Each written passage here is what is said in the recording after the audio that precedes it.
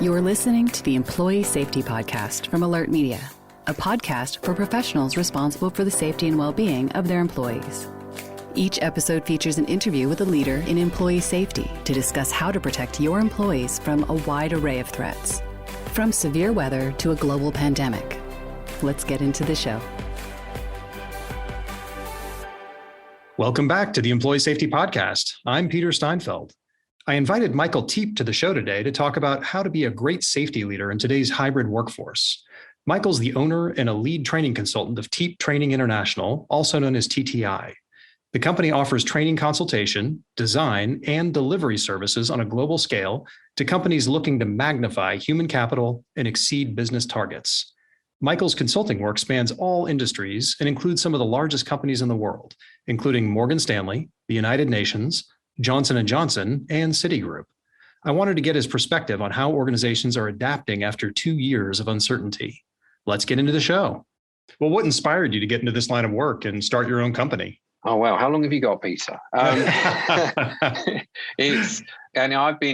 I kind of fell into this work way back in the mid-90s. I got an opportunity handed to me to start a training team for a travel company, teaching people how to sell 4 or 5-star vacations to Italy. And from there, I learned the nuts and bolts of what learning development is, design, delivery, training needs analysis, all the classic stuff you'd expect. But I think it was only later on in my career, leading up to 2010, that I realized that, I'm helping organizations with a number of pretty much all of their learning and development issues, but from inside, for one company, the financial services industry. I spent 10 years working for a financial services industry company. But what inspired me was, I actually got quite bored. And I was doing a lot of training, a lot of leadership training, risk along the financial trade life cycle for finances, risk culture awareness. And then I said to myself, what if I could do this for all the banks? And that's what inspired me to go freelance. What keeps me going, which I think, Peter, is probably more the question you're asking me. Yeah. What keeps me going is 2 things.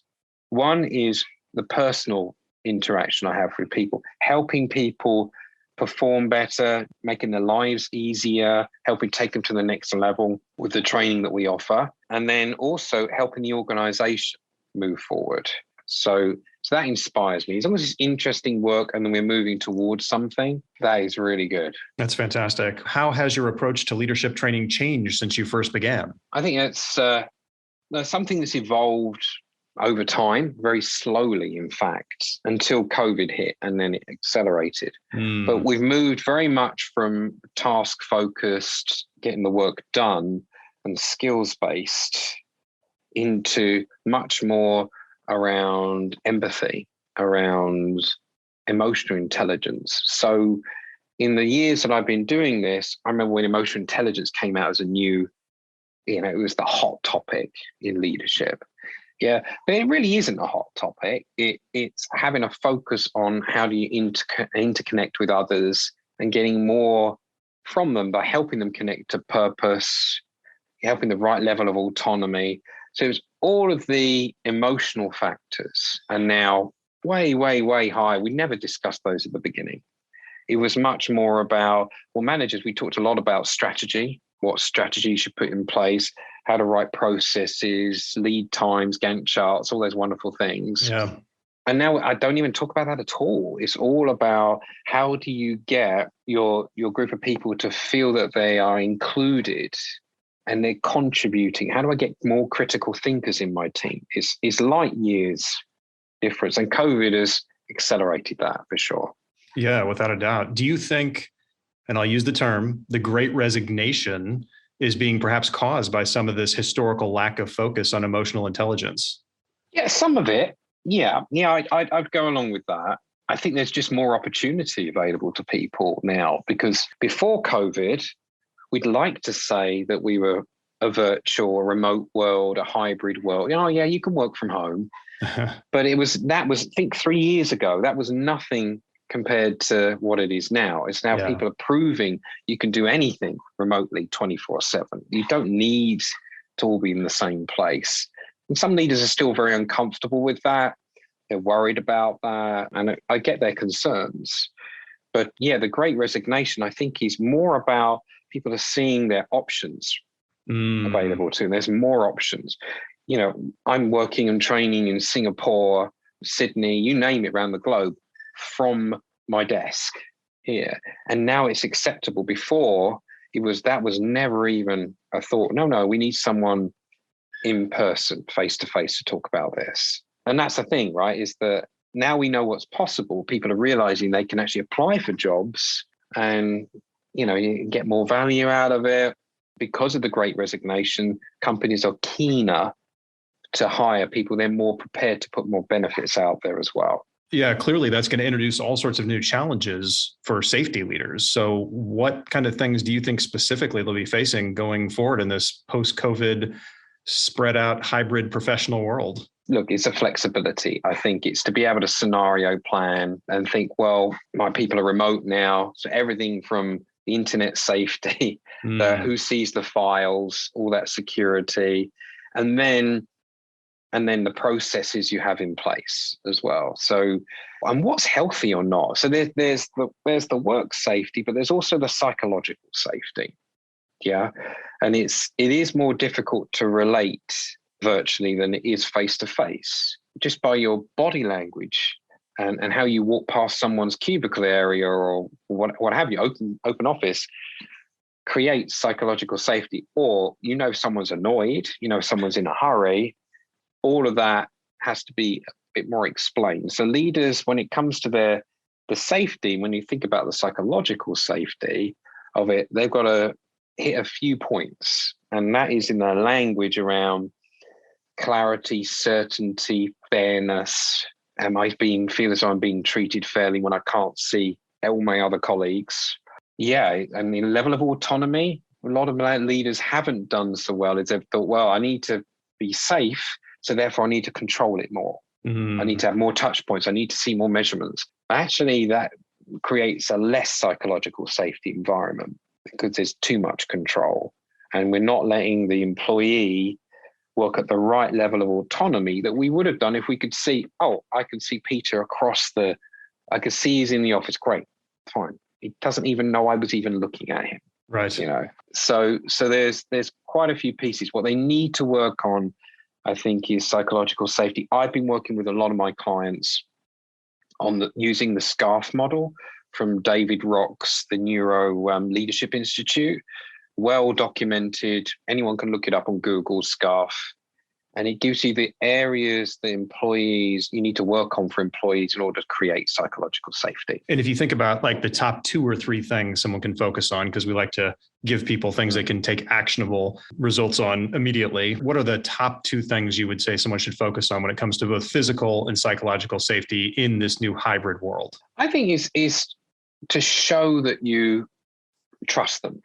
Yeah, you need the trust. And stay with me because this does lead into the safety piece. Yeah. Is that the way I'm talking to my employees, it should be more open and let them set the mood, set what needs to be focused on, what challenges, be cool about it. Am I allowing someone to express themselves? So there's 3 things you could start with to create more of a psychologically safe environment, is to start by asking, how are you doing? How are you doing?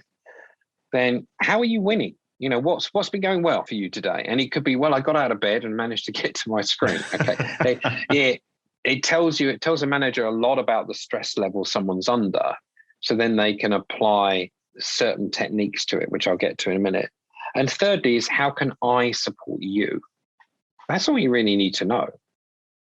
Right? Keeps it broad, gives the control back to the employee.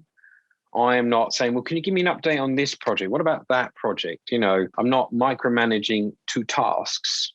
I'm asking someone about how they're doing. And guess what? That will flow out of it. And if it doesn't, we can ask them a few more probing questions. Can you tell me how that impacted you?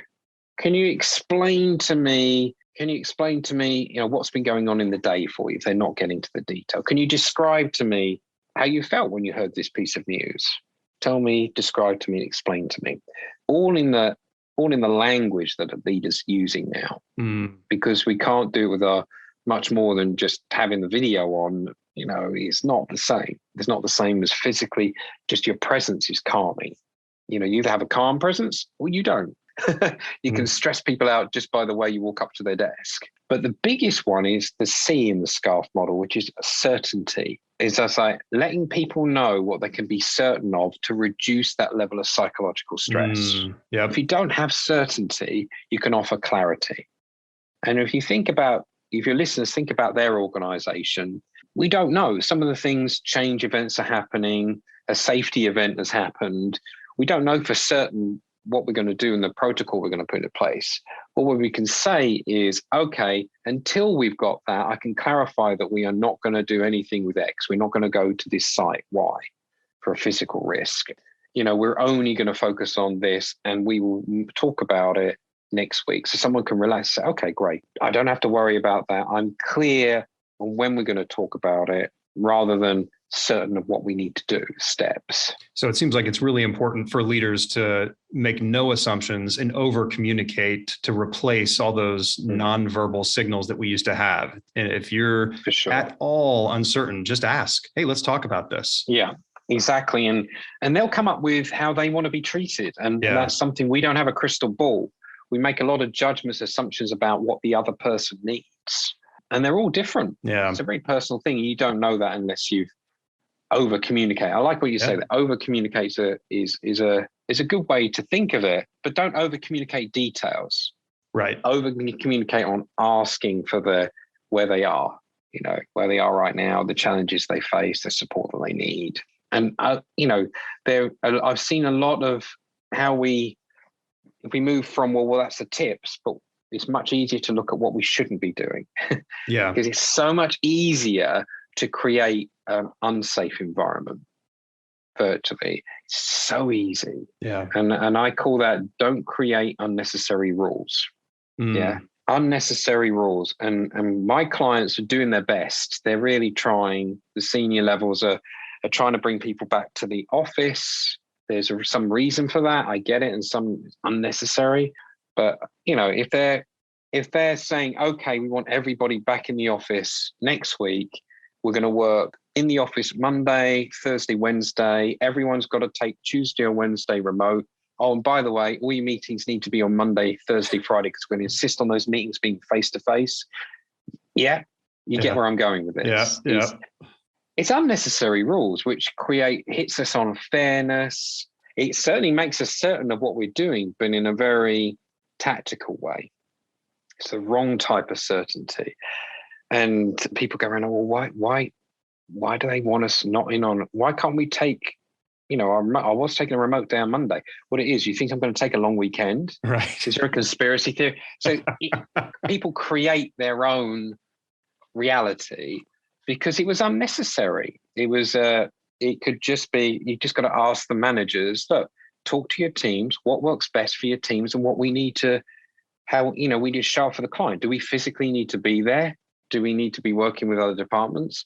Okay, great. What's the best day? You work it out. Yeah. That's the right level of autonomy. That's exactly right. It's a good point. It's if you're saying, hey, we're moving to a hybrid or a flexible schedule, and that's all it is, then you're just telling people where they need to work. It's not really hybrid or flexible. The true definition of hybrid and flexible is you can join that meeting from wherever you are in the world, and we're going to give you the right technology to do so because you're going to be most productive from wherever you're joining. Yeah, and it's proof is there. People can be productive. Yeah. In fact, they're wasting less time because they don't have the commute. They can focus on this. It's been a couple of years now, so people have worked out what their office structure at home looks like, wherever they need to be.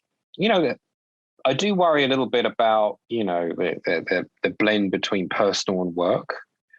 It kind of, it's almost come a live to work kind of feel. Yep. And that's not good for when you think about health issues, always being on and you get burnout more, which is going to affect your human capital. And that might be what you were talking about, Peter, earlier, might be what is influencing the Great Resignation. There's a lot of people just working, jumping to a bit of personal, jumping back to work. There's no boundaries. So that does need to be agreed upon. and leaders need to maybe talk about, the boundaries more than they would do in the office, because you didn't have to in the office. People finish their work and then they've got the commute home and then they're in a different world. Yeah. So I do feel that there's a potential for burnout with hybrid working. Yeah. But less rules and letting people work out what works for them, definitely the way to go. Let me flip this around on you just a little bit. So we've been talking a lot about how leaders can better engage with their people, but what about the leader themselves? How can they focus on letting go, embracing this new normal, right? That's a big problem. It is. There's some golden rules. I find that with all of this and having the kind of mindset of like everything's figure outable. You don't have to, I like that term. You don't have to everything figure outable. I think Marie Forleo did that. She's a B2B inspirational person leader. So I didn't create that myself. Sure. But she's, it's like everything's figure outable. People need to just say, okay, let's not worry about trying to create the perfect environment. I don't have to have all the answers. That's what we call an absolute fixed mindset. Yeah, I need to solve it. It's a fixed data point. I give an answer, everything's going to be fine. That's not how life works. We found that out through COVID, last 3 years. So what they need to move to is a more curious mindset. I'm interested. How are you going about your work? Because, and including people and talking about asking them, what is it that we should be focusing on? Gathering more information is to be more open. And you find out so much more from people. You don't have to have all the answers, but you can be, proactive and intentional about, I'm curious, let's find out. Let's see what we can do. What's the best way? Let's work together on this. You're the expert, you've got the certificate in it, but that's no good if you don't know what the environment is like in front of you. Mm-hmm. No, that's great advice. Well, in your opinion, what are the most important qualities of great safety leaders in today's business world? I think in a nutshell, bringing everything together is that they're curious, forward focused. They are comfortable that they don't know everything, and be very, very good at asking great questions. Don't feel as though, safety leaders often will come up with, they have their plan they need to implement in the business. Yeah, they've been asked to fix something. If there's a risk, there's some people see them as auditors. Yeah, so detailed. So guess what? The business is going to push back. They're like, I'm trying to make some money here. They may not see you in the best light. So you should expect that people are going to say, no, we don't want to do that, or well, that will never work. Yeah. Yeah, coming to a good understanding with someone is not just giving them an answer, it's having a discussion. Exactly. Because you need to understand where they're coming from. They need to understand where you're coming from. And the only way to do that is to have a discussion. Yeah. And the funny thing is you get pushed into a reactive state when someone says, well, who wrote this? This is we can never do that. Where am I going to get the human capital for that? All of these things we second guess ourselves. We can get defensive or we can over explain our position. Don't do any of that. Ask, I'm curious. Why do you say that? Yeah. I'm curious, what do you mean by which steps are you looking at? Tell me, give me more information. It's like, try not to react, be curious, ask a question about how they see your world, and it'll help you to then react in the right way.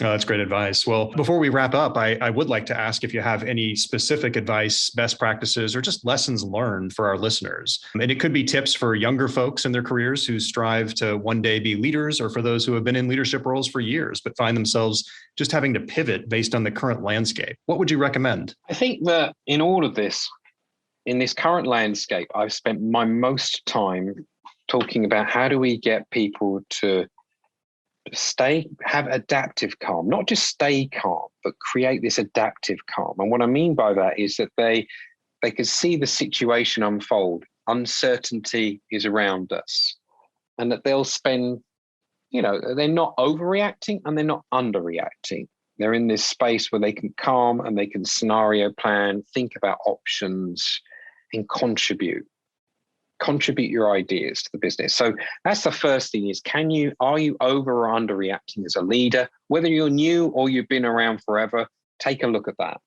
Take a look at, am I catastrophizing all the time? Oh my God, It'll never work. If you're saying stuff like that, you're not in the right place to help yourself, your employees, or the business. You need to, it's like a pendulum swing. Yeah.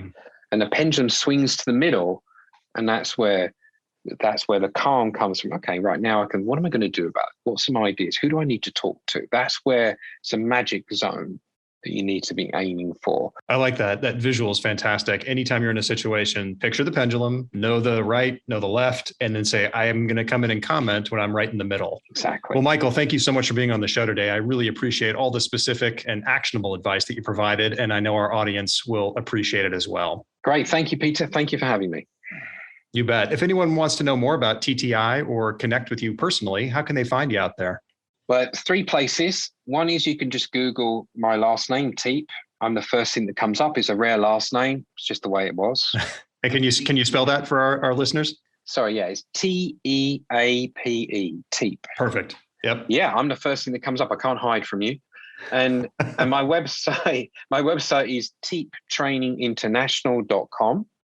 And feel free to look me up on LinkedIn. You'll find me there. My handle's Teep Training on LinkedIn as well. Love to connect. Want to hear your stories of leadership, what's really affecting you right now. So please do reach out. Excellent. Well, thanks again to Michael and all of our listeners for joining us on the Employee Safety Podcast. If you like what you heard, we'd love for you to subscribe to future episodes at Alert Media's website or on your favorite podcast player. We'd also appreciate you giving us a rating on Apple Podcasts or Spotify. Have a safe week, everyone. Alert Media is changing the way your leaders and response teams connect and communicate effectively when seconds matter. We provide our customers with a comprehensive solution for monitoring threats around the world and deploying fast, effective emergency communication. You need a panic-proof solution for high-stakes moments. In just a few clicks, your team can send a multi-channel notification to an impacted group of people and confirm their safety immediately. When employee safety is at stake, don't just communicate. Connect and confirm with a robust emergency communications solution. Visit alertmedia.com for more information. You've been listening to the Employee Safety Podcast.